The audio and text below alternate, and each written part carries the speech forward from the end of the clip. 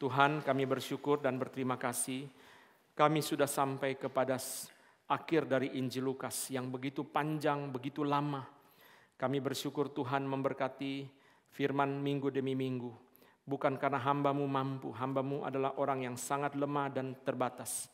Tapi Roh Kudus terus membukakan kelimpahan firman kepada kami minggu demi minggu. Sehingga kami boleh memperoleh banyak berkat yang limpah melalui khotbah-khotbah Lukas. Dan Tuhan juga memakai khotbah-khotbah ini boleh memberkati banyak orang yang ada di cabang-cabang lain, yang ada di gereja-gereja lain. Bahkan tidak sedikit hamba-hamba Tuhan yang boleh diberkati. Terima kasih Tuhan untuk semua berkat ini. Segala kemuliaan kami kembali kepada Tuhan. Kami sampai di dalam minggu yang terakhir, berkati kami sebagaimana Tuhan sudah memberkati minggu-minggu yang sebelumnya. Kami serahkan jam ini ke dalam tangan-Mu. Dalam nama Tuhan Yesus kami berdoa. Amin. Silakan duduk. Saudara sekalian, kita bersyukur Tuhan memberikan firman di dalam Injil Lukas. Saya diutus untuk melayani di GRI Kebonjeruk pada tahun 2014. Dan setelah berbagai tema menjelang akhir 2014, saya menggumulkan untuk menyampaikan Injil Lukas. Saya pikir mungkin 3 tahun, 4 tahun sudah selesai. Ternyata sampai 10 tahun baru selesai. Karena berhenti-berhenti waktu saya studi dan juga waktu pandemi kita ganti dengan tema-tema lain untuk menjawab pergumulan kita menghadapi pandemi yang sangat baru. Sejak pandemi, rekaman khotbah dari Injil Lukas ditaruh di YouTube dan memberkati banyak sekali hamba-hamba Tuhan dari berbagai kota, berbagai sinode, berbagai gereja yang menghubungi saya. Seorang rekan setelah menyampaikan kepada saya, Pak, saya bawa titip salam dari seorang teman. Dia seorang ketua sinode dari gereja lain. Dia adalah murid Bapak. Loh, saya kaget. Oh ya, namanya siapa? Seingat-ingat saya dia belum pernah kuliah di STTRI. Kok bisa dia murid saya? Dia mengatakan dia murid Pak Anton melalui eksposisi Lukas yang dia ikuti setiap dulu di streaming minggu malam sudah ada. Setelah streaming diberhentikan, hari Senin ditayangkan. Ada orang dari kota lain lagi, hamba Tuhan, jemaat dan macam-macam. Khususnya melalui Instagram memberitahu kepada saya, terima kasih untuk khotbah dari Injil Lukas. Semua ini adalah anugerah Tuhan. Seperti yang selalu saya tulis di mana-mana. Oleh kemuliaan Allah, oleh kemurahan Allah, bagi kemuliaan Allah. Semua. Oleh kemurahan Allah, bagi kemuliaan Allah. Bisa ada kemurahan Allah. Ada untuk apa? Untuk kemuliaan Allah. Mari kita mulai dengan ayat 44 sampai 49. Pembacaan kita akan dibagi menjadi 2. Kita baca dulu ayat 44 sampai 49. Dari Lukas 24. Saya mengajak saudara membaca bertanggapan. Saya mulai Lukas 24 ayat 44. Ia berkata kepada mereka, inilah perkataanku yang telah kukatakan kepadamu ketika aku masih bersama-sama dengan kamu, yakni bahwa harus digenapi semua yang ada tertulis tentang aku dalam kitab Taurat Musa dan kitab Nabi-Nabi dan kitab Mazmur. Lalu ia membuka pikiran mereka sehingga mereka mengerti kitab suci. Katanya kepada mereka, ada tertulis demikian, Mesias harus menderita dan bangkit dari antara orang mati pada hari yang ketiga. Dan lagi dalam namanya berita tentang pertobatan dan pengampunan dosa harus disampaikan kepada segala bangsa mulai dari Yerusalem. Kamu adalah saksi dari semuanya ini. Dan aku mengirim kepadamu apa yang dijanjikan Bapakku. Tetapi kamu harus tinggal di dalam kota ini sampai kamu diperlengkapi dengan kekuasaan dari tempat tinggi. Saudara sekalian, yang pertama kita melihat Tuhan Yesus dan Alkitab di dalam ayat yang ke-44. Saudara, konteksnya adalah murid-murid heran. Seperti yang kita sudah bahas beberapa minggu, murid-murid heran. Kok bisa ya Tuhan Yesus mati dan kemudian bangkit? Lalu saudara sekalian, Tuhan Yesus berkata, jangan kamu heran. Apa yang terjadi semua sudah dicatat di dalam perjanjian lama. Saudara sekalian, yang Yesus sebut kitab Taurat, kitab Nabi, dan kitab Mazmur, ini adalah 3 bagian dari perjanjian lama versi orang Yahudi. Kita mempunyai perjanjian lama yang dimulai dari Kejadian ditutup dengan kitab Maleakhi, 39 kitab. Tapi Hebrew Bible terdiri dari 24 kitab. Sekalipun kitab-kitabnya sama dengan kita, tetapi 24 kitab yang dimulai dari Kejadian dan diakhiri dengan 2 Tawarik. Biasanya disebut sebagai Tanakh. Tanakh itu adalah singkatan dari 3 bagian, Torah, Nevi'im, Ketuvim. Torah 5 kitab Musa. Nevi'im kitab nabi-nabi. Dari nabi itu dari bahasa Ibrani ya, nabi dari bahasa Arab, bahasa Ibrani. Nevi'im. Lalu kemudian Ketuvim itu adalah tulisan-tulisan yang dimulai oleh Mazmur dan diakhiri dengan 2 tawarik. Saudara lihat di situ, saudara sekalian, 24 kitab itu, kenapa cuma 24? Karena Samuel dianggap 1, raja-raja dianggap 1, Esra Nehemia dianggap 1, dan seterusnya. Sehingga seluruhnya 24 yang adalah 39. Tuhan Yesus berkata, harus digenapi semua yang ada tertulis tentang aku dalam perjanjian lama. Kalau kita menerjemahkan ayat ini dalam konteks kita, saudara, berarti harus digenapi semua yang ada tertulis tentang aku dalam perjanjian lama.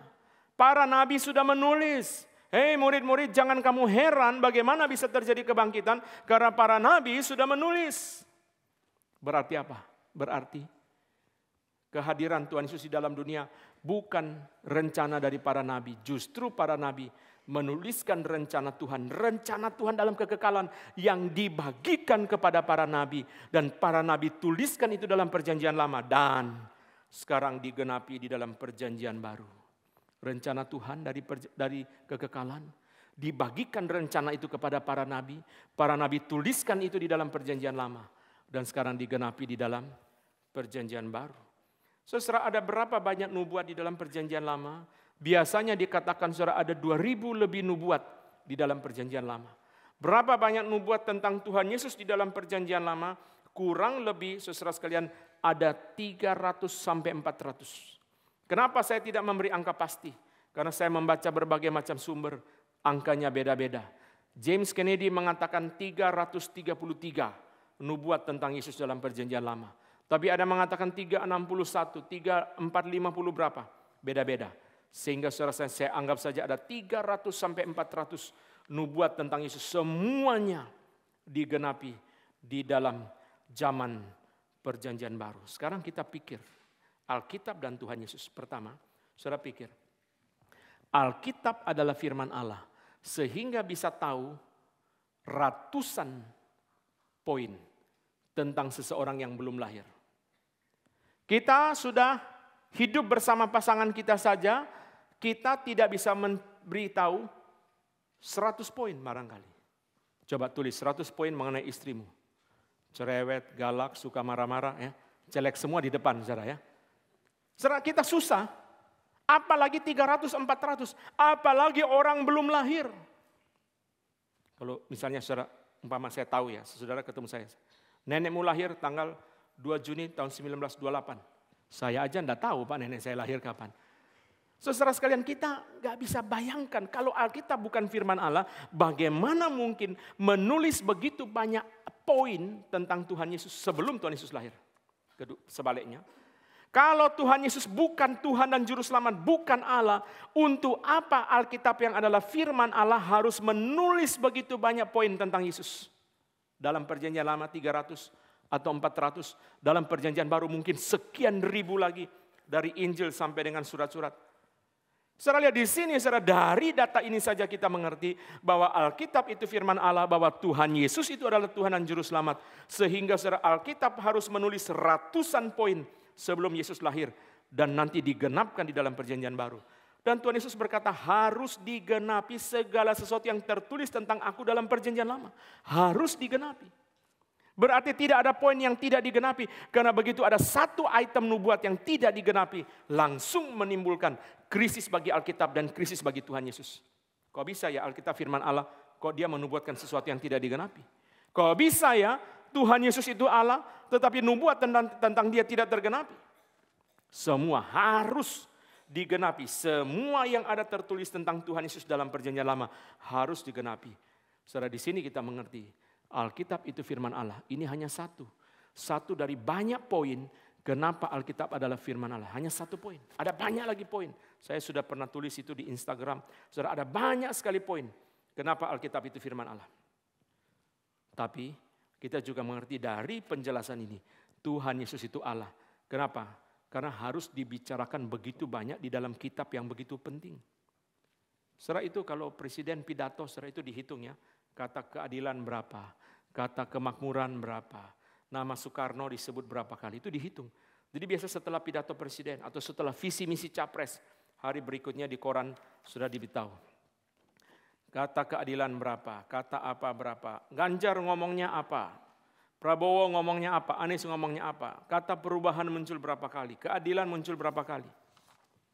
Saudara, bukan sembarang, saudara, Alkitab yang adalah firman Allah harus menulis begitu banyak tentang Yesus jikalau Tuhan Yesus bukan Tuhan dan Juru Selamat. Jikalau Alkitab bukan firman Allah, bagaimana bisa tahu begitu banyak hal sebelum Yesus lahir? Dan semuanya itu digenapi di dalam perjanjian baru.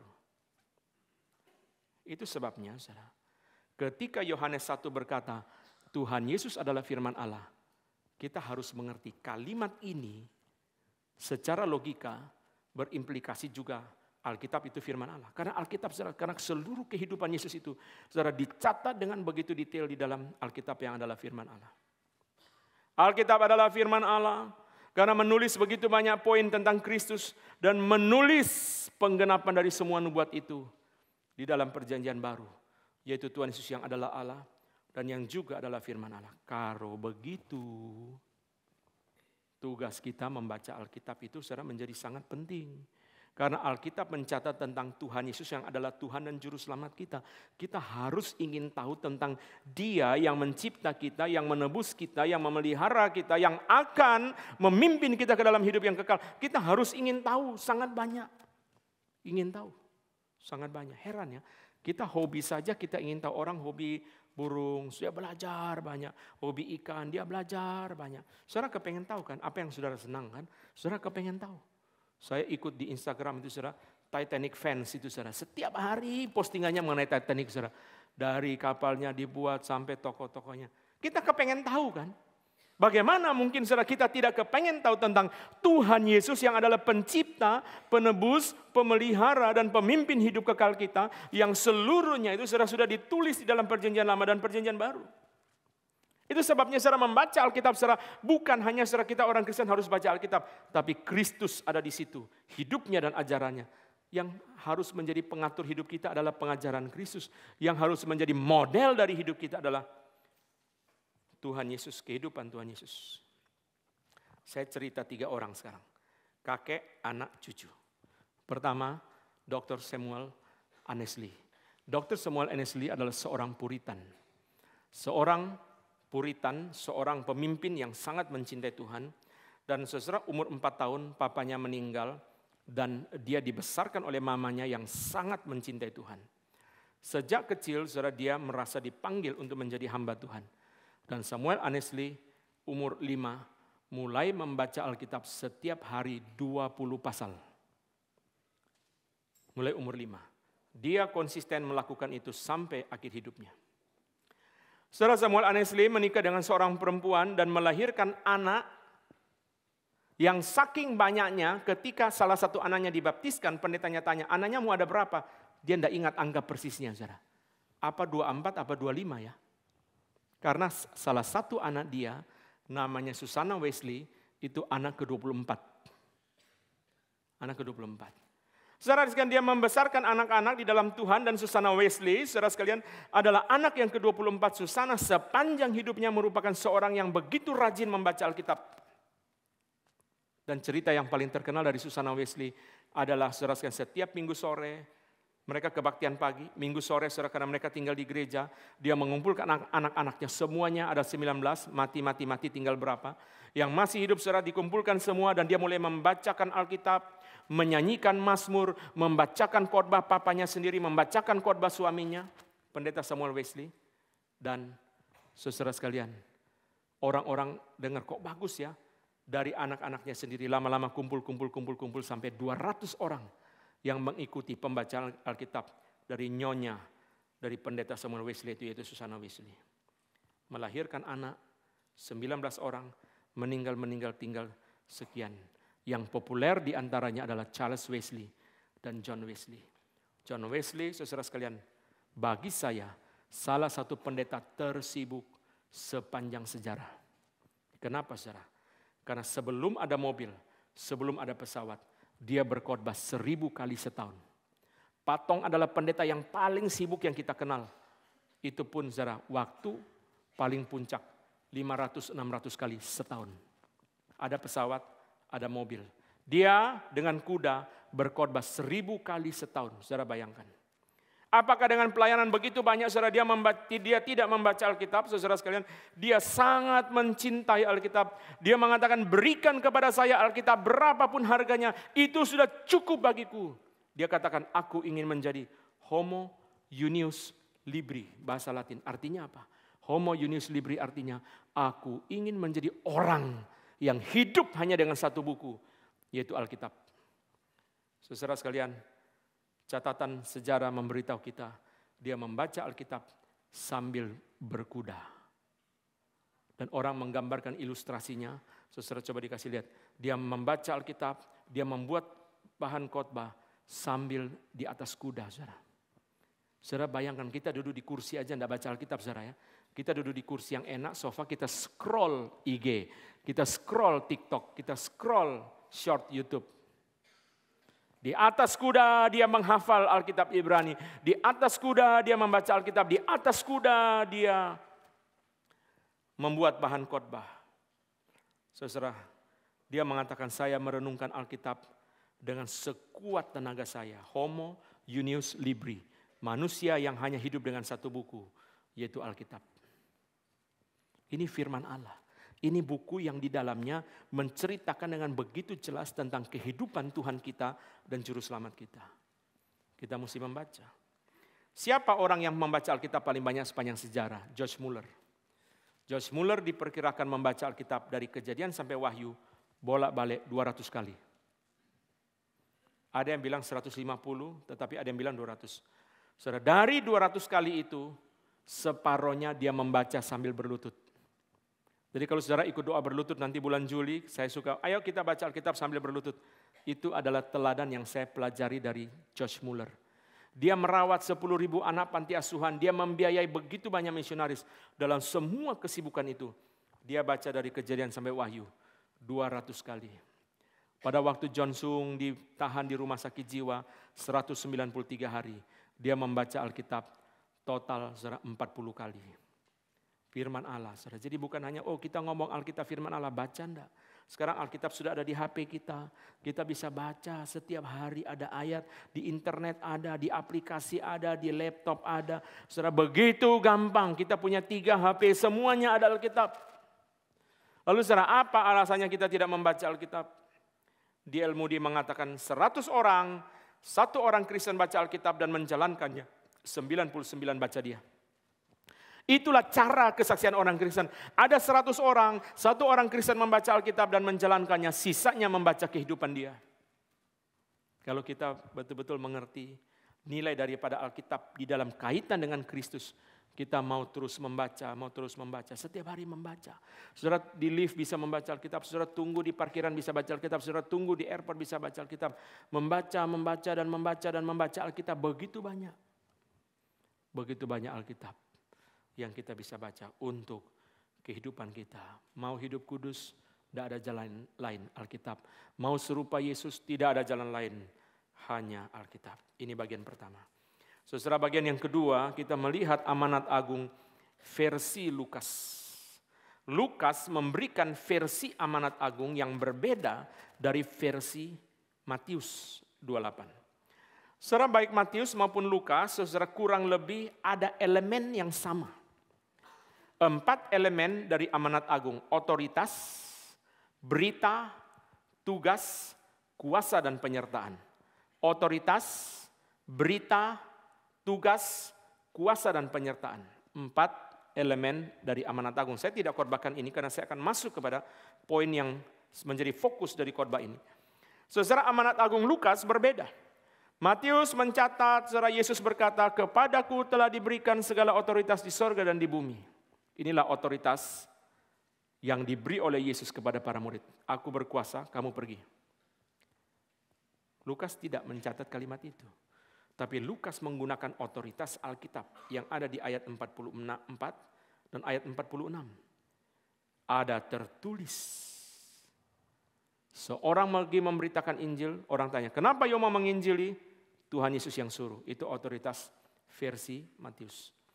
Kalau versi Lukas, kenapa Yoma menginjili? Karena Alkitab memerintahkan. Otoritas Alkitab, otoritas para rasul dan para nabi yang dicatat firman Allah, itulah yang dibawa di dalam Injil Lukas. Apa berita yang dikhotbahkan? Matius tidak mencatat dengan detail, berita hanya pergi menjadikan murid, baptislah mereka dalam nama Bapa, Anak dan Roh Kudus. Tapi Lukas memberitahu kita. Mari kita lihat Lukas 24 ayat yang ke-46 dan 47. Berita yang harus diberitakan dalam penginjilan itu ada 4. Kematian dan kebangkitan Yesus, pertobatan, panggilan pertobatan, dan janji pengampunan. 4 ya. Orang menginjili, ditanya, bagaimana kamu menginjili? Saya pakai kalung salib, Pak. Itu bukan penginjilan, itu pamer perhiasan. Bagaimana kamu menginjili? Saya putar lagu rohani, itu bukan penginjilan. Penginjilan harus melibatkan verbal, bicara 4 poin. Kematian, kebangkitan Tuhan Yesus, panggilan pertobatan, janji pengampunan. Ini yang dicatat dalam ayat 46 dan 47. Inilah berita dari amanat agung. Inilah berita dari Injil. Oh Tuhan, bagaimana menjadikan segala bangsa murid dengan cara memberitakan 4 poin ini. Kematian dan kebangkitan, panggilan pertobatan, dan janji pengampunan. 46, 47 ya. Kalau belum ada itu belum disebut penginjilan. Otoritas sudah, berita sudah, tugasnya apa? Ayat 48. Kamu adalah saksi. Tugas itu berarti bersaksi. Yang kamu kenal, yang kamu alami, kamu saksikan. Itu namanya bersaksi. Bersaksi itu saudara sekalian berarti apa? Berarti saya tahu, saya alami, saya kenal, saya pahami. Kalau kita tidak tahu, saudara kita tidak bisa nggak kamu bersaksi tentang kehidupan Lionel Messi sehari-hari? Saya tidak bisa, saya nggak pernah nonton di YouTube, saya tidak hadir di situ, saya tidak tahu, saya tidak bisa bersaksi. Bersaksi berarti apa yang kita kenal, apa yang kita pahami, apa yang kita alami, itu yang kita saksikan. Keempat, kuasa dan penyertaan. Matius berkata, Tuhan Yesus mengatakan, aku menyertai engkau sampai akhir zaman. Lukas berkata, tunggu. Kamu akan diperlengkapi dengan kuasa dari tempat tinggi. Beda ya. Karena Lukas fokus kepada Roh Kudus. Matius fokus kepada Yesus. Oke, saya stop. Karena fokus saya bukan di sini khotbah ini. 4 elemen amanat agung. Otoritas, berita, tugas, kuasa penyertaan. Lukas mengatakan otoritasnya Alkitab. Beritanya kematian, kebangkitan, pertobatan, pengampunan. Tugasnya adalah bersaksi. Kuasa penyertaannya adalah kuasa dari tempat tinggi. Ini ada di ayat 46-47, saudara baca sendiri. Sekarang fokus saya, saudara, adalah saya mau bicara tentang kematian dan pertobatan. Saudara, kematian adalah sentral di dalam kekristenan. Kita harus terus-menerus dipanggil untuk merenungkan tentang kematian Kristus. Itu sebabnya gereja terus-menerus memasang salib di sana dan di sini, pasang salib. Suatu waktu Billy Graham berkhotbah dan begitu sedikit orang yang maju ke depan untuk menerima Tuhan Yesus. Dan saudara sekalian begitu dia pulang, dia begitu sedih dan dia bertemu dengan seorang Jerman, seorang awam tetapi yang begitu mencintai Tuhan. Lalu dia tanya sama orang awam ini, kenapa khotbah begitu dingin? Kenapa kuasa begitu kurang? Kenapa begitu sedikit orang yang menjawab panggilan untuk menerima Tuhan Yesus? Waktu patong khotbah KKR di Kapin di Soe di tempat daerah kampung halaman saya. 11.500 yang hadir, 3.000 yang maju ke depan. Lalu Billy Graham tanya sama orang awam itu, kenapa ya kok begitu dingin rohaninya? Lalu orang awam itu berkata kepada dia, Billy, you didn't preach the cross.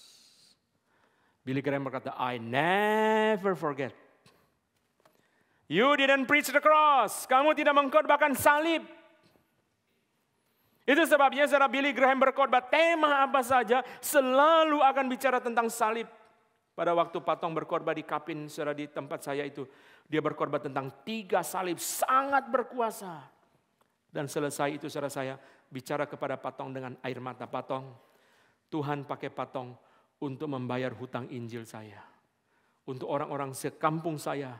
11.000 orang, hujan rintik-rintik, tidak ada yang pulang. Sepanjang khotbah saudara tidak ada orang bergerak.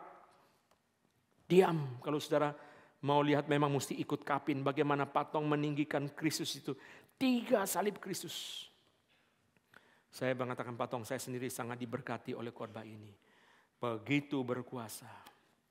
Kematian Tuhan Yesus, saudara, saya mau membagikan satu bagian dari kematian Tuhan Yesus yang sudah kita tahu semua, yaitu saudara, ketika prajurit-prajurit datang karena hari sudah sore, saudara, mereka mematahkan kaki kedua penjahat itu. Tetapi ketika mereka sampai kepada Yesus dan melihat bahwa ia telah mati, mereka tidak mematahkan kakinya. Tetapi seorang dari antara prajurit itu menikam lambungnya dengan tombak dan segera mengalir keluar darah dan air. Saudara sekalian, begitu kejam.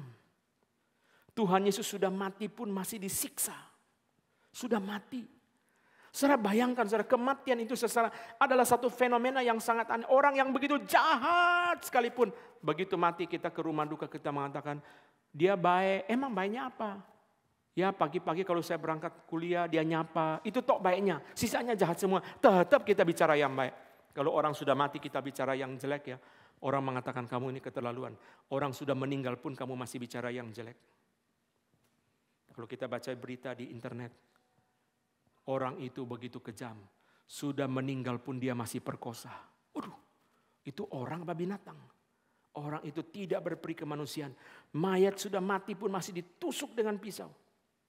Tapi jangan lupa, ini yang terjadi kepada Tuhan Yesus.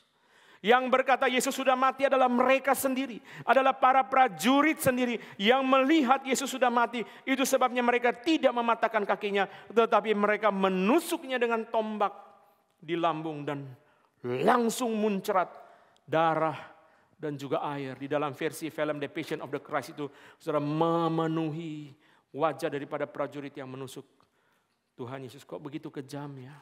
Matthew Henry mengatakan, this is a piece of cruelty. Satu bagian kekejaman yang dialami oleh Yesus. Itu sebabnya bagi saya istilah mati sendiri pun sudah satu bentuk yang diperindah. Karena orang mati ada yang wajar, ada yang tak wajar. Paulus, Petrus suka memakai istilah bunuh. Kenapa? Karena mereka nyasar orang Yahudi. Dia dibunuh.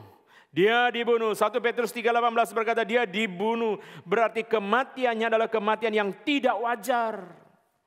Saudara, tetapi yang kita bicarakan di sini saudara bukan hanya kematian yang tidak wajar, tetapi saudara kematian yang begitu mengerikan, kematian yang begitu kejam yang dialami. Seperti Yesus kurang mengalami kekejaman, sudah dicambuk begitu rupa, sudah dipaku begitu rupa. Masih kurang harus ditusuk dengan tombak. Kita kalau ada di situ kita akan bertanya, wah orangnya udah mati. Orangnya udah mati kok masih ditusuk juga. Kamu maunya apa? Apa kamu jengkel kepada dia? Sudah mati, saking jengkelnya ditembak terus. Seperti jenazah Mussolini yang ditaruh di kota Milan itu sudah mati pun masih ditembak terus. Karena saking jengkelnya kepada kekejaman Mussolini selama dia hidup. Itu sebabnya setiap kali saudara baca Alkitab berkata, Kristus mati. Allah menunjukkan kasih-Nya kepada kita karena Kristus mati untuk kita. Jangan lupa ya, kata mati harus dipahami dalam sudut pandang ini. A piece of cruelty. Mati yang menanggung siksaan yang mengerikan. Bukan mati wajar, bukan mati biasa. Bukan mati yang indah. Seorang suami memeluk istrinya. Mencium pipi kanan, pipi kiri. Lalu membisiki istrinya, ma titip anak-anak. Lalu suaminya tidur lagi dan tidak bangun lagi. Sangat romantis. Sangat beautiful, sangat nice, pergi yang sangat indah. Tapi ini bukan kematian yang indah seperti ini adalah kematian yang mengerikan, kematian yang tidak berperi kemanusiaan.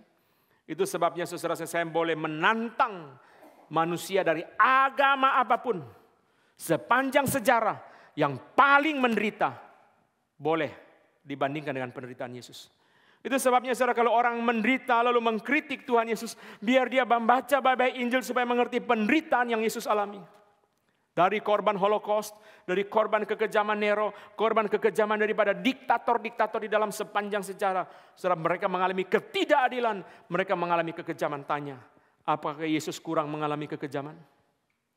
Itu sebabnya saudara banyak orang di dunia ini tidak berani sembarang mengkritik Tuhan Yesus.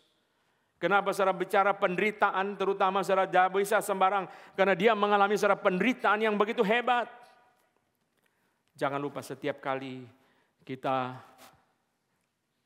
membicarakan tentang kematian Yesus, kita harus ingat matinya itu adalah mati yang mengerikan dan tidak wajar. Saudara perhatikan apa yang kita bicarakan di sini. Tuhan Yesus seperti kepengen turun dan turun terus. Dia menjadi manusia, mengambil rupa budak, merendahkan diri, taat sampai mati, bahkan sampai mati di kayu salib. Turun terus. Dalam hal penderitaan dan kekejaman.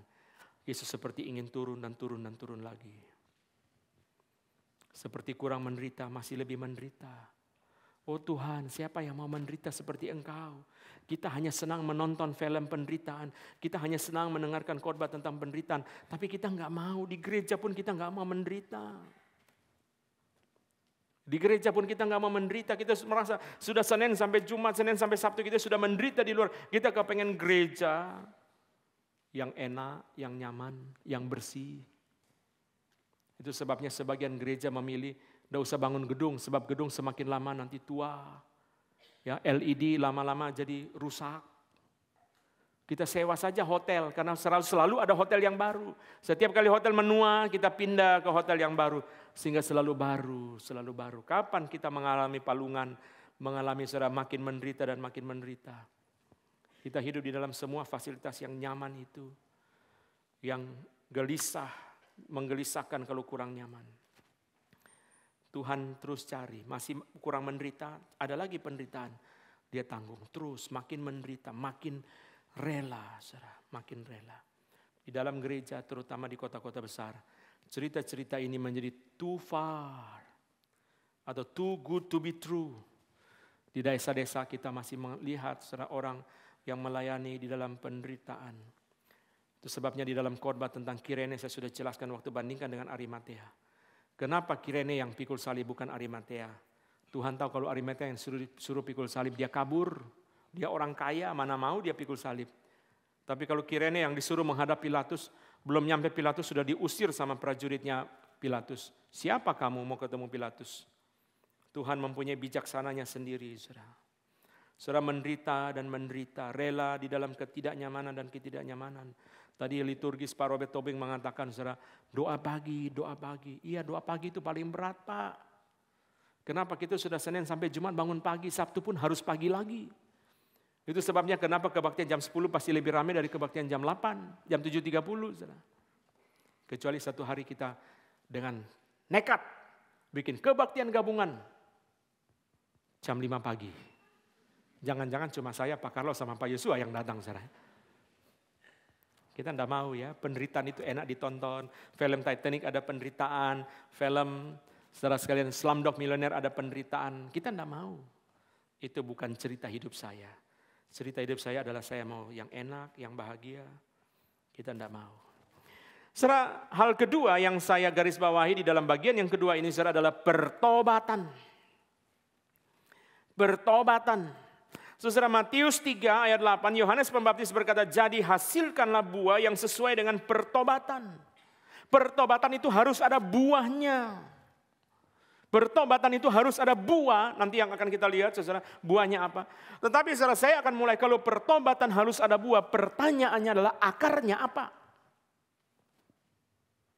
Saya suka sekali melihat di Instagram itu saudara, atau di internet itu saudara, ada video saudara, orang itu punya channel itu hanya isinya satu, saudara.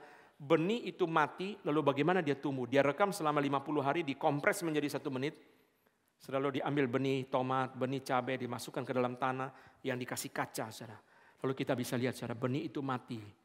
Dan saya perhatikan berpuluh-puluh kali saya nonton video pendek itu, saudara. Selalu sama fenomenanya. Selalu akarnya tumbuh dulu, baru ke atas. Bertumbuh ke bawah, akar ke bawah dulu. Kenapa? Itu dasar, itu pegangan. Kalau tidak ada itu tumbuh ke atas bahaya. Selalu ke bawah dulu. Selalu ke bawah dulu.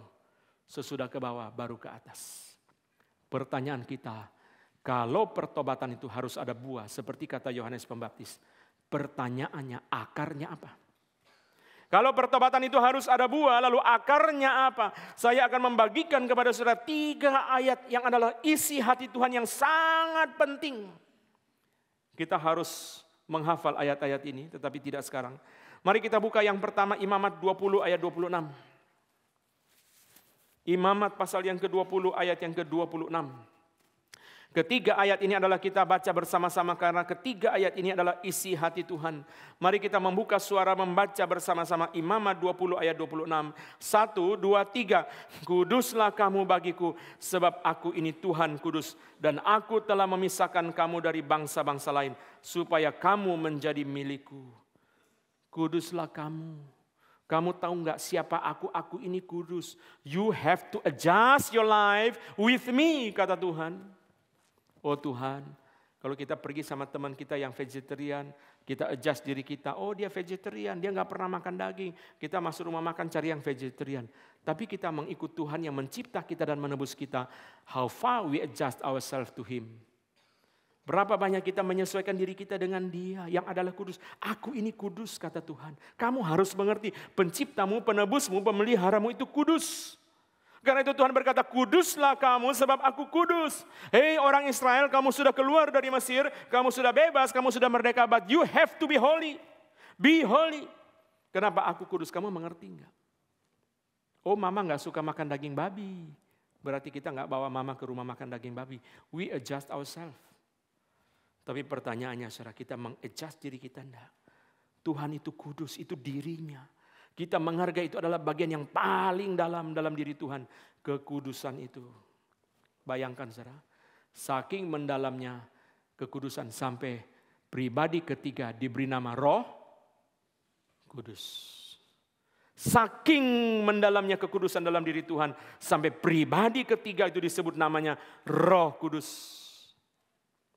Saudara, Tuhan berkata, kuduslah kamu bagiku.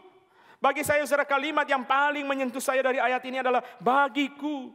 Kuduslah kamu bagiku. Oh kamu tidak disuruh menjadi kudus demi istrimu, demi anakmu. Supaya kamu menjadi saksi di kantor, di tetangga. Tidak. Kudus bagi Tuhan yang mencipta kamu, yang menebus kamu. Kamu kudus bagi siapa? Kudus bagi Tuhan. Inilah hati Tuhan, seperti Tuhan berkata, kamu beri sesuatu kepada saya. Jikalau kamu boleh memberi sesuatu kepada saya, berilah hidupmu yang kudus. Kuduslah bagiku. Oh kita selalu berbicara karena hidup kita sudah menjadi sangat manusiawi. Kita selalu berbicara kudus bagi istri, kasihan istrinya sudah banyak penderitaan. Kudus bagi suaminya, kudus bagi anak-anaknya supaya mereka hidupnya tidak rusak. Menjadi kudus supaya menjadi kesaksian di kantor, di tetangga, di keluarga besar dan sebagainya. Tuhan berkata, kuduslah bagiku. Itulah aku minta kepadamu.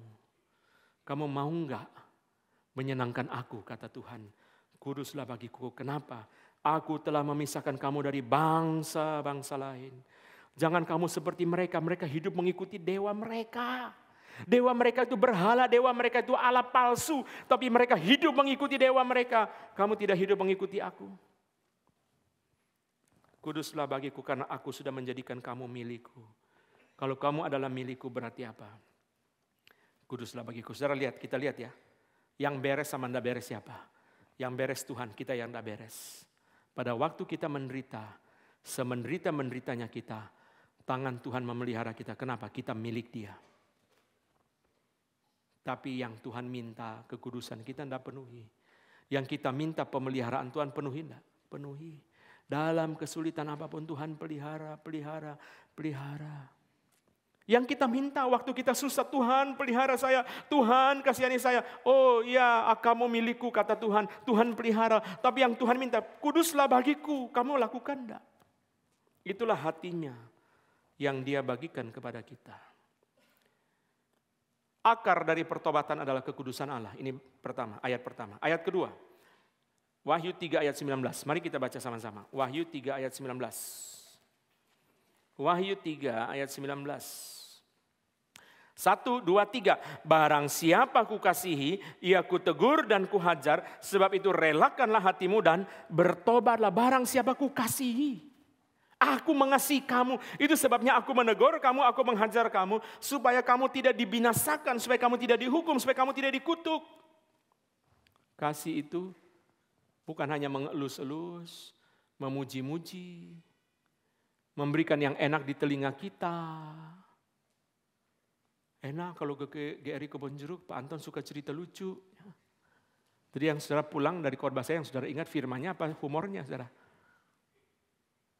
Saudara sekalian, barang siapa ku kasih, ia ku tegur dan ku hajar, sebab itu relakanlah hatimu dan bertobatlah. Tuhan menegur ini kepada jemaat Laodikia yang merasa diri mereka kaya, yang merasa diri mereka mampu. Tuhan berkata, kamu buta, miskin, telanjang, melarat, dan sebagainya. Sadar enggak kamu? Barang siapa ku kasihi, ia ku tegur dan ku hajar, supaya kamu bertobat. Berani enggak kita berdoa begini, Tuhan, kalau saya enggak mau bertobat juga, pukul saya Tuhan. Kalau perlu dengan penyakit. Supaya saya bertobat, supaya saya berkenan kepadamu. Hajar saya Tuhan, asal jangan berlebihan. Kita enggak berani minta begitu. Kenapa? Karena kita nyaman. Kita paling kepengen tetap berbuat dosa dan tidak ada hukuman. Relakanlah hatimu, relakanlah ya. Ayo rela dan berhenti. Nanti sebelum perjamuan kudus kita berdoa, Tuhan ampuni saya, berhenti. Sebelum saudara ambil cawan dan roti, berhentilah dari dendam yang menguasai kamu. Berhentilah dari amarah yang menguasai kamu. Berhentilah dari kebencian yang menguasai kamu. Berhentilah dari hawa nafsu, cinta uang dan segala macam dosa yang menguasai kamu. Kamu ingin terima cawan dan roti itu dengan hati yang tidak kudus. Dan kehadiranmu di dalam perjamuan kudus menjadi kekejian di mata Tuhan. Karena hatimu tidak beres. Kedaginganmu masih bergelora di dalam hatimu. Relakanlah hatimu dan bertobat. Kamu enggak rela bertobat. Kamu memelihara terus dosa itu di dalam hatimu. Kamu menggemburkan terus dosa itu di dalam hatimu. Hawa nafsu, cinta uang, dendam, kebencian, kemarahan, kesombongan, dan sebagainya. Barang siapa ku kasih, ia ku tegur dan ku hajar. Kenapa saudara sekalian? Karena Tuhan memberikan kesempatan kepada kamu untuk bertobat. Pak Tong mengatakan satu kalimat kepada hamba-hamba Tuhan yang sangat menggetarkan hati saya. Sudah lama ya, kadang-kadang Pak Tong ngomong kalimat ini. Pak Tong mengatakan, begitu kamu disaring oleh Tuhan, saya cinta kamu pun, saya tidak bisa bantu. Itu kalimat Pak Tong. Kalau kamu disaring oleh Tuhan, kalau kamu dibuang oleh Tuhan, saya sayang kamu pun, saya tidak bisa bantu. Waduh, iya ya. Kalau sudah disaring oleh Tuhan, kalau sudah digeser oleh Tuhan, saudara, di dalam Kisah Rasul dikatakan, saudara, Saul disingkirkan oleh Tuhan. Coba siapa yang bisa bantu? Dia datang kepada perempuan itu, panggil roh Samuel. Samuel mengatakan, saya tidak bisa bantu. Itu kira-kira terjemahan kalimat ke dalam konteks sekarang, saudara. Dia pergi ke perempuan yang bisa panggil roh, supaya panggil roh Samuel. Samuel muncul dan berkata, tidak bisa bantu.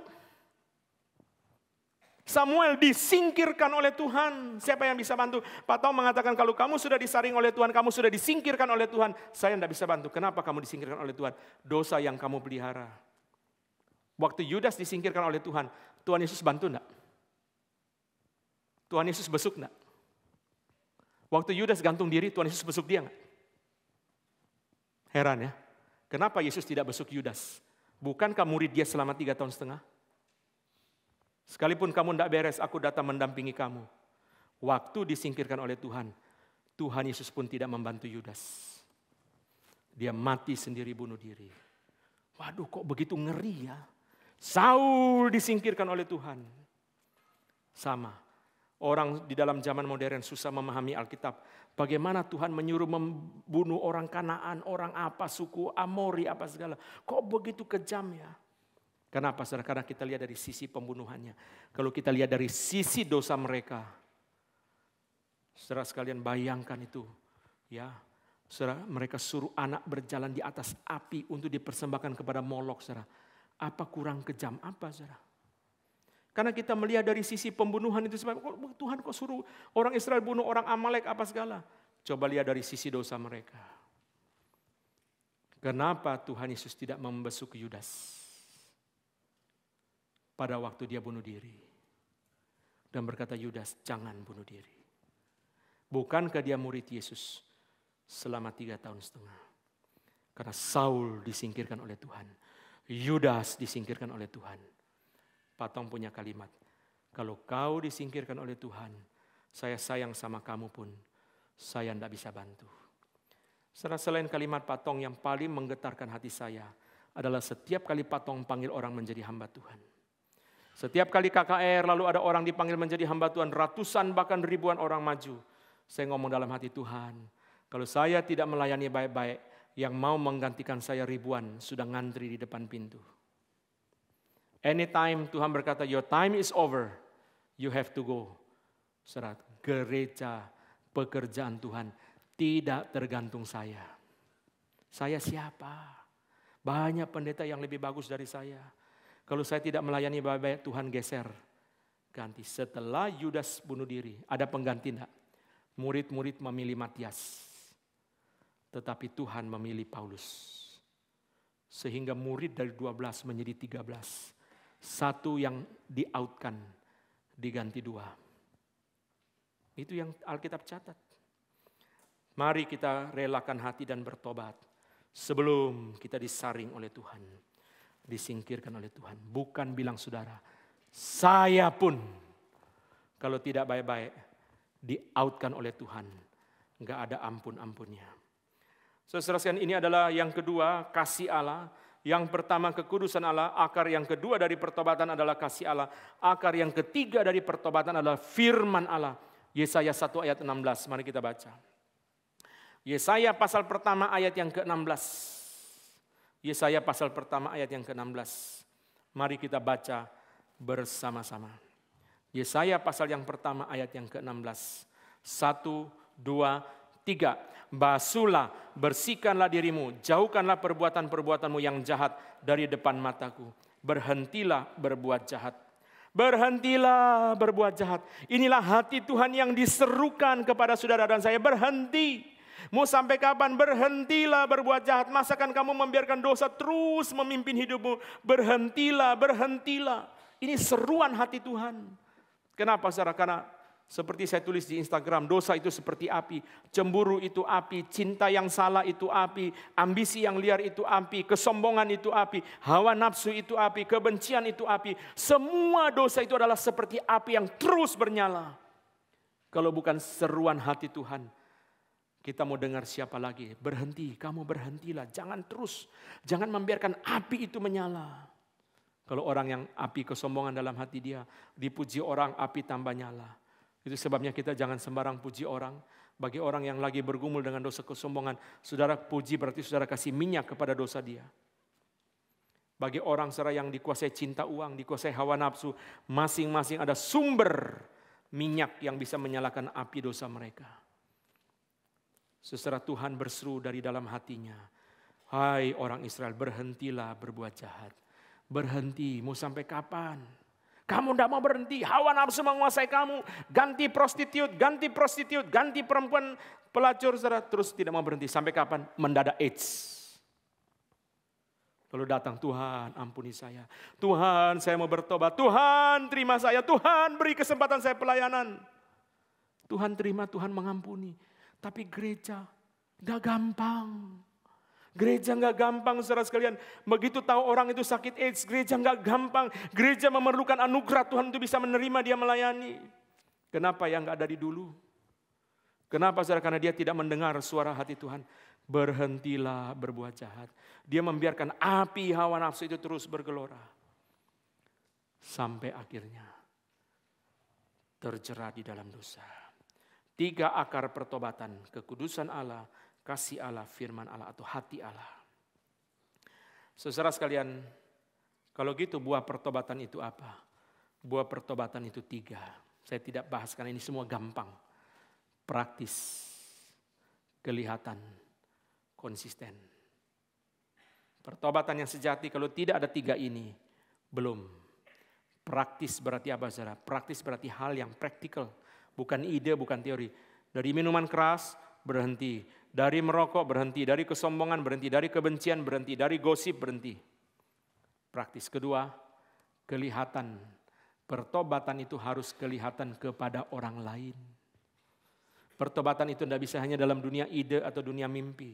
Ketiga, saudara sekalian, konsisten. Jangan bertobat cuma sekali. Oh, di depan mama baik. Di depan mama langsung tidak merokok, ya. Habis itu saudara balas dendam. Itu bukan pertobatan, konsisten. Sekalipun dia gagal, dia berusaha lagi, dia berusaha lagi. Mari kita membaca bersama-sama ayat yang ke-50 sampai 53, bagian paling terakhir dari Injil Lukas.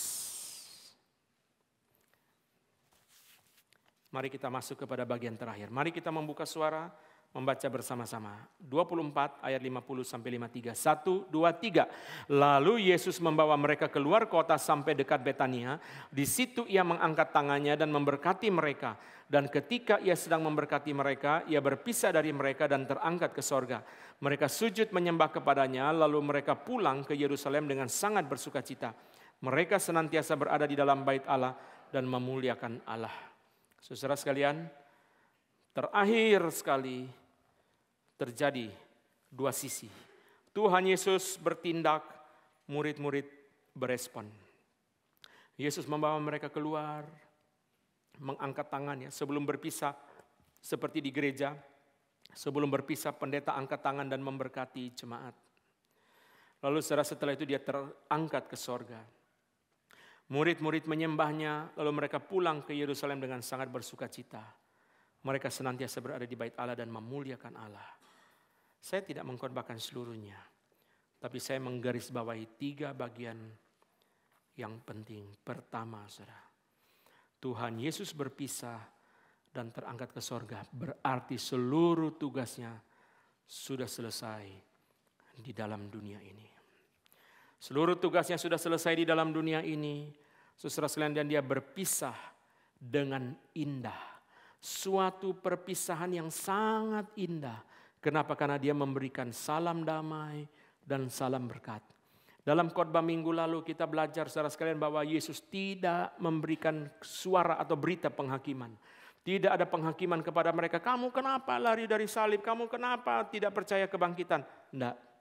Salam damai, salam berkat. Itulah perpisahan yang indah dari Tuhan Yesus.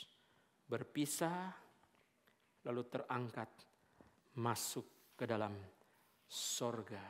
Darrell Bock mengingatkan kita bahwa peristiwa ini ada 2 sisi.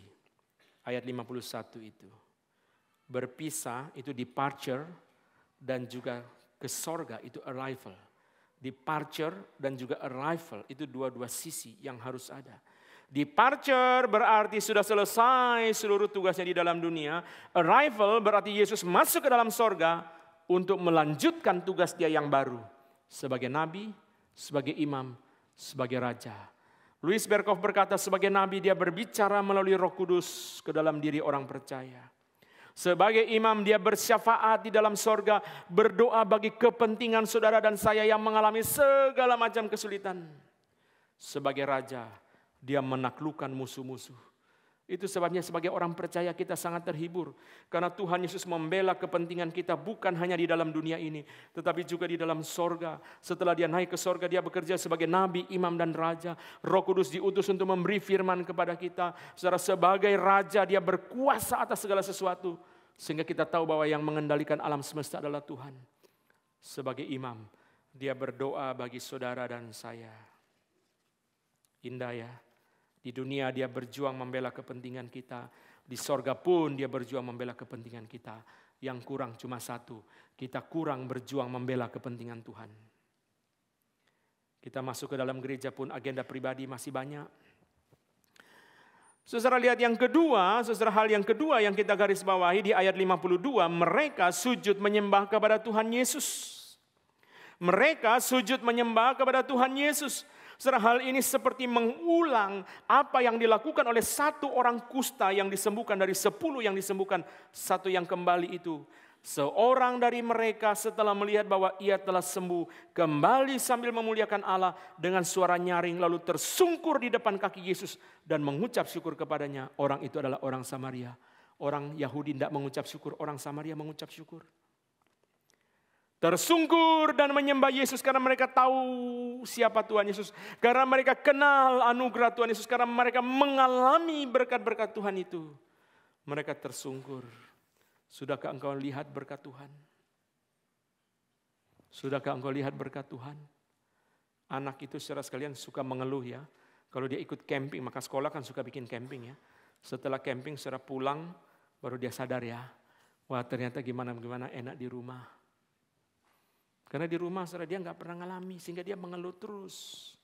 Mengeluh ini kurang, itu kurang. Sampai dia pergi camping saudara baru dia sadar. Waduh luar biasa. Maka saya suka bilang ya, anak pemuda remaja itu kalau bilang mama cerewet, begitu mamanya meninggal mulai hari itu langsung kangen cerewetnya mama. Kamu baru tahu ya hidupmu sepi kalau mama enggak ada. Tapi mama ada jengkel, cerewet banget ya. Kalau mama kasih, jangan lupa, udah tahu, belum lanjut kalimat udah ngomong, udah tahu.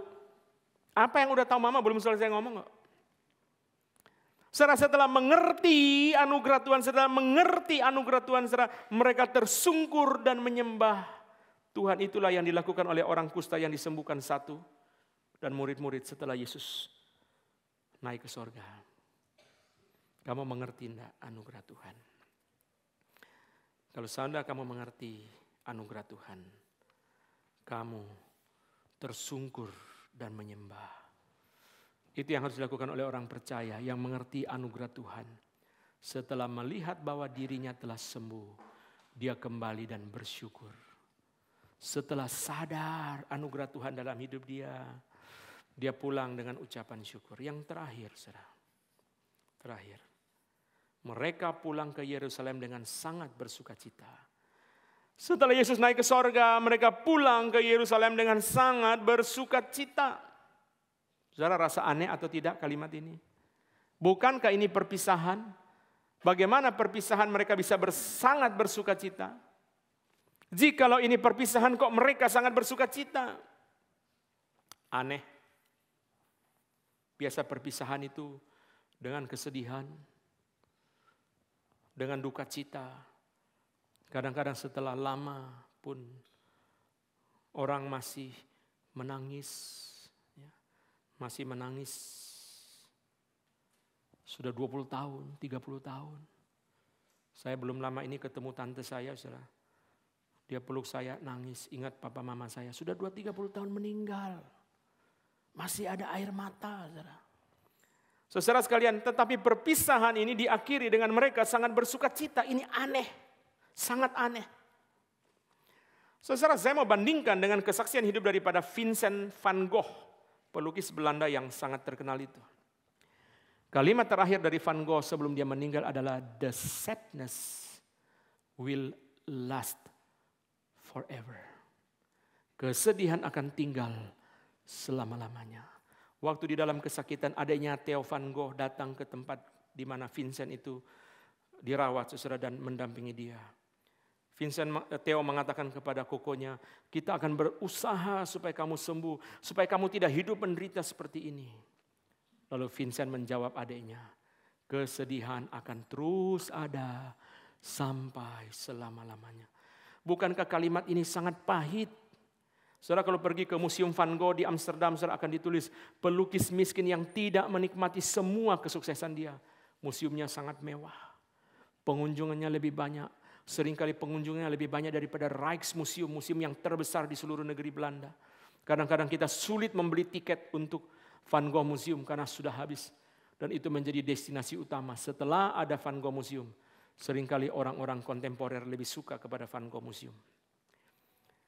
Van Gogh masuk sekolah teologi, gagal. Mendaftar jadi misionaris, gagal.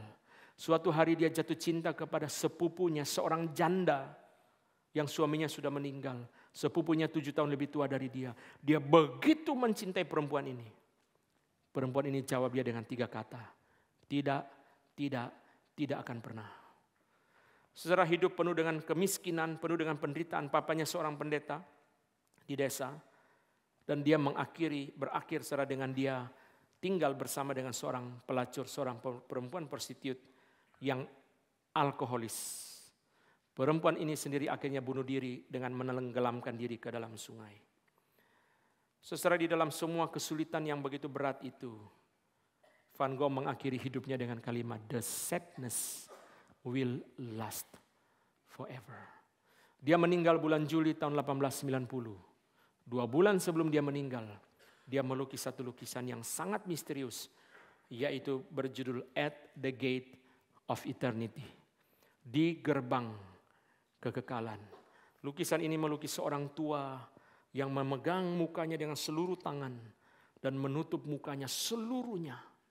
Sampai kita tidak tahu ini adalah lagi sedih atau lagi putus asa, lagi meminta pengampunan Tuhan. Tapi kemungkinan besar kita tahu ini adalah keputusasaan yang bercampur dengan kesedihan. Lukisan Van Gogh yang paling terkenal di dunia ini adalah Sunflower, yang memiliki 5 edisi, 5 versi. Ada satu di London National Gallery, ada satu di museum di Munich, dan ada di beberapa tempat lain. Lukisan ini sudah dilukis pada tahun 1888. 1888 adalah periode paling berpengharapan dalam kehidupan Van Gogh. Kehidupan dia dipenuhi oleh keputusasaan, kesedihan. Tetapi ada 1 tahun itu penuh dengan pengharapan. Dan saudara, National Gallery di London yang menyimpan lukisan ini mengatakan tahun 1888 adalah a rare period of excited optimism. Masa yang langka yang penuh dengan optimisme yang sangat bersemangat. Saudara sekalian, kita tidak mengerti lukisan ini karena ini adalah lukisan post-impresionis. Sudah di masa menuju kepada, biarkan lukisannya tadi. Di masa saudara menuju kepada ekspresionisme, tetapi kalau kita mempelajari lukisan ini, kita mengerti maknanya sangat mendalam. Van Gogh mengatakan lukisan ini adalah suatu ucapan syukur dia. Kenapa? Karena di dalam literatur Belanda, bunga matahari adalah simbol of devotion and loyalty. Simbol daripada devosi dan loyalitas. Dan lukisan ini dipenuhi oleh warna kuning. Kuning bagi Van Gogh adalah simbol dari 3 hal. Sinar matahari, Tuhan, dan keabadian. Sinar matahari, cahaya pengharapan, Tuhan, dan keabadian. Inilah hanya 1 tahun di dalam sepanjang hidup dia yang penuh dengan pengharapan. Tetapi setelah 1888, 1889, 1890, setengah tahun terakhir hidup dia, kita melihat lukisan yang tadi begitu penuh dengan keputusasaan. Saudara sekalian, saya percaya Van Gogh bukan orang yang sungguh-sungguh mengenal Tuhan. Dia pernah melukis Alkitab yang judulnya Still Life with the Bible. Saudara, dia mungkin membaca Alkitab atau melihat Alkitab yang dibaca oleh papanya. Tapi saudara, dia setelah melihat Alkitab itu dia berdebat dengan papanya. Saudara sekalian, sungguh sedih orang yang tidak mengenal Tuhan. Kita kembali kepada pertanyaan kita tadi untuk menutup khotbah ini. Kalau mereka berpisah, kenapa murid-murid pulang dengan sangat bersuka cita? Robert Stein mengatakan, karena seluruh pergumulan mereka sudah dijawab oleh Tuhan. Tuhan sudah ada di surga. Seluruh pergumulan sudah dijawab, sudah dijelaskan di dalam khotbah-khotbah terakhir, dalam penampakan-penampakan. Sudah selesai. Sekarang lepas. Hidup harus jalan terus. Kamu mulai harus bangkit dan bersukacita. Memang tidak mudah. Tidak mudah. Siapa di antara kita yang menghadapi kehilangan dengan sukacita? Tidak mudah. Sekalipun kita mengenal Tuhan, sekalipun kita berpengharapan dalam Tuhan, tapi tetap tidak mudah. Kita perlu anugerah Tuhan untuk terus berpengharapan dan bersukacita di dalam penderitaan. Mari kita bangkit berdiri. Kita masuk ke dalam doa. Tuhan, kami mengucap syukur dan berterima kasih untuk firman yang Engkau berikan kepada kami di dalam akhir daripada seluruh Injil Lukas. Kami mengucap syukur Tuhan, minggu demi minggu di dalam kesibukan-kesibukan hamba-Mu, Tuhan tetap memberikan firman. Di dalam masa pelayanan yang banyak, masa studi, masa pandemi, Tuhan tetap boleh memberikan firman melalui eksposisi Injil Lukas ini. Ya Tuhan, kami bersyukur karena gereja ini seperti berjalan bersama dengan Injil Lukas. Selama 10 tahun hamba-Mu melayani di tempat ini. Terima kasih Tuhan. Untuk setiap pagi-pagi berdoa berlutut sebelum naik ke atas mimbar. Membawa firman yang dibagikan, kami mengucap syukur. Untuk setiap buku yang dipakai untuk menggumulkan akan kitab ini, kami mengucap syukur. Untuk setiap berkat yang Tuhan berikan kepada kami masing-masing, termasuk kepada hamba-Mu sendiri. Kepada jemaat dari gereja-gereja lain, bahkan pendeta-pendeta di berbagai kota. Yang boleh memperlengkapi mereka untuk melayani Tuhan melalui Injil Lukas ini. Kami mengucap syukur. Segala kemuliaan kami kembalikan kepada Tuhan. Beri kekuatan kepada kami untuk setia membaca Alkitab. Sehingga kami lebih mengenal Kristus. untuk setia dalam menjalankan amanat agung, menceritakan tentang kematian, kebangkitan, pertobatan dan pengampunan dari Tuhan. Untuk kami boleh setia, menyembah Tuhan, bersyukur kepada Tuhan, bersuka cita di dalam Tuhan yang sudah menyelesaikan tugasnya. Sehingga kami juga di dalam anugerah Tuhan berusaha menyelesaikan tugas kami sebelum kami bertemu dengan Tuhan. Segala hormat dan kemuliaan kami kembalikan kepada Tuhan, dan kami persembahkan seluruh khotbah Lukas ini ke dalam tangan Tuhan. Terima kasih Tuhan. Kalau minggu depan nanti kami akan menyimpulkan seluruh kitab ini, Tuhan kumpulkan kami kembali untuk menggali kembali kelimpahan dari kitab ini. Sebelum kami akhiri seluruh eksposisi ini, kami pulang dengan semua ingatan yang perlu untuk kami. Dengarlah doa kami dalam nama Tuhan Yesus. Amin. Tetap berdiri, kita mengaku pengakuan iman Nikea Konstantinopel. Kami percaya kepada satu Allah, Bapa yang Maha Kuasa, Pencipta langit dan bumi, segala yang kelihatan dan yang tidak kelihatan. Kami percaya kepada satu Tuhan Yesus Kristus, Anak Tunggal Allah, diperanakan dari Bapa sebelum segala zaman, terang dari terang, Allah yang sejati dari Allah yang sejati, diperanakan, bukan diciptakan, sehakikat dengan Bapa. Olehnya segala sesuatu diciptakan, bagi kita manusia dan untuk keselamatan kita, Dia turun dari sorga, berinkarnasi oleh Roh Kudus dan dari anak darah Maria dan menjadi manusia. Dia disalibkan demi kita di bawah pemerintahan Pontius Pilatus, menderita dan dikuburkan. Dia bangkit pada hari yang ketiga sesuai dengan kitab suci, naik ke sorga dan duduk di sebelah kanan Bapa. Dia akan datang lagi di dalam kemuliaan untuk menghakimi orang yang hidup dan yang mati. Kerajaannya tak akan berakhir. Kami percaya kepada Roh Kudus, Tuhan pemberi hidup yang keluar dari Bapa dan Anak, yang bersama Bapa dan Anak disembah dan dimuliakan. Dia telah berfirman dengan perantaraan para nabi. Kami percaya kepada satu gereja yang kudus, am dan rasuli. Kami mengakui satu baptisan untuk pengampunan dosa. Kami menantikan kebangkitan orang mati dan hidup di dalam dunia yang akan datang. Amin. Silakan duduk. Kita menyanyi lagu nomor 2 dan kita mengumpulkan kembali cawan. Sungguh heran. Lagu nomor 2, sungguh heran.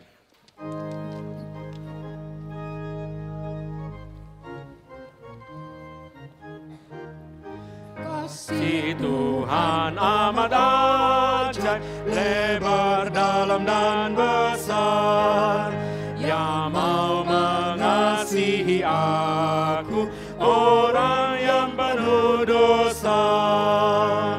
Sungguh heran dan ajaiblah ku diselamatkannya. Sungguh heran dan ajaiblah ku diselamatkan. Bait kedua wanita. Taman Getsemani tak ada apa-apa, rela korbankan darahnya bagi menggantikan bersama-sama. Sungguh heran dan ajaiblah ku diselamatkannya. Sungguh heran dan ajaiblah ku diselamatkan. Bait ketiga pria. Bagiku yang menderita, tanggung semua dosaku, malaikatnya dari sorga menghibur menjaganya. Bersama-sama. Sungguh heran dan ajaiblah ku diselamatkannya. Sungguh heran dan ajaiblah ku diselamatkan. Sungguh heran. Sungguh heran dan ajaiblah ku diselamatkannya. Sungguh heran dan ajaiblah ku diselamatkannya. Selamat siang Bapak Ibu sekalian. Minggu depan kita akan memakai satu hari Minggu untuk menyimpulkan seluruh Injil Lukas dengan tema keindahan Injil Lukas. saya akan membawa bagian-bagian yang perlu kita ingat sebelum kita menutup seluruh eksposisi ini. Ada bekal yang kita bawa pulang dari seluruh kitab. Refleksi eksposisi selama 10 tahun kita akan renungkan. Setelah ini, minggu berikutnya saya ke Pekanbaru, awal Juni kita mulai dengan kitab-kitab yang terpendek. Kitab-kitab terpendek kadang-kadang kurang diperhatikan, karena saudara bukan kitab-kitab yang populer. 2 Yohanes, 3 Yohanes, Obadja, Yudas, dan Filemon. Saya mulai dengan 2 Yohanes dan 3 Yohanes, karena gereja kita adalah gereja Yohanes. Setelah itu 1 perjanjian lama diselipkan di tengah-tengah. Setelah itu Yudas, baru ditutup dengan Filemon. Sebagai the most beautiful personal letter in the whole Bible. Surat pribadi yang paling indah adalah surat Filemon. Itu adalah menutup. Setelah ini, nanti kita lihat lagi pimpinan Tuhan yang lain. Saudara sekalian, Student Bible Study akan diadakan setiap Selasa, 2 minggu sekali. Anak-anak pemuda, mahasiswa, pelajar, khususnya yang di Jakarta Barat bisa dihubungi. Mereka mengikuti melalui Zoom, sehingga mereka dikumpulkan sebelum nanti. Pada akhirnya mereka bergabung dengan pemuda di gereja kita, mereka dijangkau melalui Zoom. Karena itu, kalau Bapak Ibu mengenal anak-anak pemuda, mahasiswa, atau pelajar yang bisa mengikuti melalui Zoom, diajak untuk mengikuti 2 minggu sekali pada hari Selasa sore dengan tema seperti yang ada di layar. Saudara sekalian, diingatkan kepada kita untuk memberi persembahan untuk 2 hal. Pertama, persembahan misi, dan yang kedua, persembahan untuk pembangunan cabang-cabang. Persembahan misi, saudara kumpulkan ke nomor rekening gereja dan diberi tulisan misi. Kita kumpulkan semua dan kita mendukung misionaris. Gereja kita mendukung, saya tidak tahu berapa banyak misionaris secara pribadi, secara lembaga. Saya tidak ingat saudara, tetapi ada yang di luar negeri, ada yang di dalam negeri, kita mendukung para misionaris. Saudara beri supaya saudara juga ikut mendukung misionaris dengan memberi persembahan misi. Sedangkan persembahan pembangunan, gereja kita tidak membangun gedung, tetapi kita mendukung pembangunan dari cabang-cabang lain. Yang ada 20-30 tempat membangun, kita perlu mendukung mereka. Karena itu kita sadar, kita adalah 2,5 suku yang sudah menyeberang sungai Yordan. Sekarang kita membantu mereka yang belum menyeberang. Itulah pesan dari Yosua kepada orang Israel. Saudara sekalian, PA wanita diadakan pada hari Selasa. Mari kaum ibu, Amsal sangat banyak berkat untuk para perempuan. Kita bersama-sama berkumpul mendengarkan hamba-hamba Tuhan dan juga berkenalan, bersekutu. Kadang-kadang hari Selasa meskipun saya tidak berkhotbah, saya berkantor di gereja, saudara, dan saya pergi melihat PA wanita. Saudara, mereka sangat akrab di dalam persekutuan satu dengan yang lain. Dan ibu-ibu memang agenda pembicaraannya selalu banyak, saudara ya. Jadi itu salah satu keunggulan dari PA wanita. Saudara, kalau tidak di stop oleh jemput anak, persekutuannya bisa sambung sampai PA Rabu Selasa, saudara. Jadi saudara, mari bergabung dengan PA wanita. PA Rabu juga dengan tema yang sangat menarik memperlengkapi kita. Saya tidak sempat membahas tema-tema ini. Bapak Ibu ikut PA Rabu supaya memperoleh perlengkapan dari Pak Carlos dan Pak Yosua dengan tema dilema-dilema etika. Pak Carlos dan Pak Yosua, saya melihat tema-tema mereka sangat bagus, dan saudara, saya percaya jemaat juga semakin banyak dapat berkat karena kita melihat yang mengikuti PA Rabu semakin banyak. Ini adalah satu hal yang sangat indah. Mari bergabung untuk diperlengkapi melalui PA Rabu di gereja kita.